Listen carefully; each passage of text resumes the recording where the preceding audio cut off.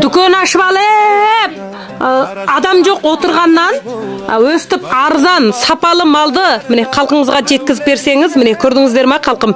Біздің дүкенде бір саябырлайтын, тамақ ішетін уақыт жоқ қой. Әр күні келіп жатқан адам, соған мен сіздерге айтып жатырмын, менің саудам әзір өзімнің шегімнен алқып шығып кетті, халқым. Маған мүше болып, әрбір жерде оп-оқшаш бағада сатасыз тауарды бір тиын қымбат сатуға болмайды.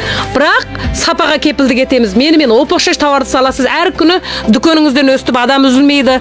Саудаңыздегі зың-зың боп қарбаластықта ұйықтай алмай, жетісе алмай, осындай күндер болады сізде де. Әзір біздің Тоғыстыраудағы дүкеніміздің өзі адам жетіспей жатыр, 5 адам істеп жатыр.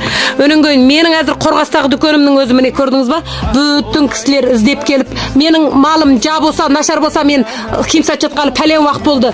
Осы уақытқа шейін халқым өсіп іздеп келе ма? Соқырма осы кезде оттай берген ғой кейбір пиңлыңған маңқалар. Өзің ештемені істемей тұрып, елге баға бермеген, алдымен бір нәрсеге бір табысқа жетіп алып, өнен кейін елге баға берсең болады. Мені ярсайды боқтасам, мен табысқа жеткеннен кейін боқтап жатырмын. Шамам келеді. Әрбір жағынан жетісіп тұрмаған. Ұқтыңыз ба? Сіз сол дәрежеге барып алып, өз өнен кейін барып елге бірдеңе сынайсаңыз болады. Өзіңіз бітірген ештемеңіз жоқ. Елді тәтәтәп деп тінчайлап жүретін маңқалар.